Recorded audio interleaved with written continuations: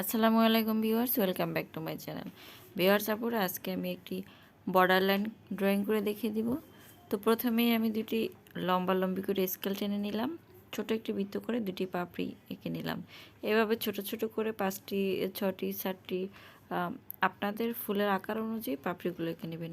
আমি এখানে মোট ছোট ছোট করে 7টি পাপড়ি দিয়ে নিলাম। একইভাবে আমি এই ফুলটিও কমপ্লিট করে নেব। এভাবে আমি একটা একটা করে সিরিয়াল ফুল দিয়ে নেব, দেন আমি পরবর্তী ডিজাইনটুকু দেখে দেব। কমপ্লিট করে নিলাম প্রত্যেকটা ফুল আঁকা। এবার এখানে একটু লতার মতো দিয়ে আমি একটু বড় সাইজের পাতা দিয়ে দেব।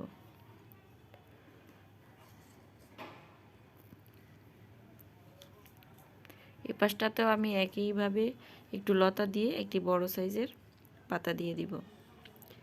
এভাবে প্রত্যেকটা ফুলের সাথে একটি লতা এবং পাতা দিয়ে পাতার কাজটুকুন কমপ্লিট করব।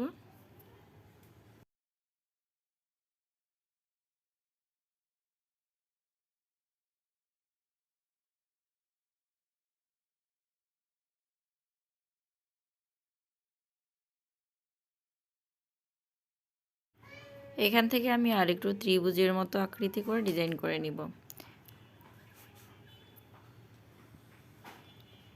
প্রত্যেকটি গ্যাপে আমি একইভাবে দিয়ে দিব। এখান থেকে আমি ডাবল স্কেল করে দিব।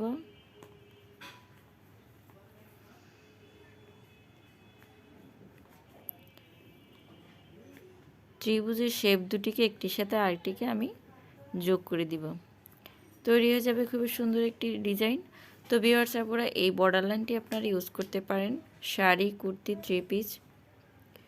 আর যদি কোনো ভিউয়ার্স আপুরা চান এটি বেডশিটের বর্ডার লাইন হিসেবে কাজ করবেন, সেক্ষেত্রে খুবই সুন্দর একটি ডিজাইন হবে। আর আপনারা এটি চাইলে কাঁথা স্টিচ দিয়ে নকশি কাঁথার উপরেও ডিজাইন করে নিতে পারবেন। তো ভিউয়ার্স আপুরা, এই ছিল আজকের কাজ। কথা হবে পরবর্তী ভিডিওতে। সবাই ভালো থাকবেন, সুস্থ থাকবেন, পরবর্তী ভিডিওর জন্য অপেক্ষা করবেন। আজকে পর্যন্ত, আল্লাহ হাফেজ।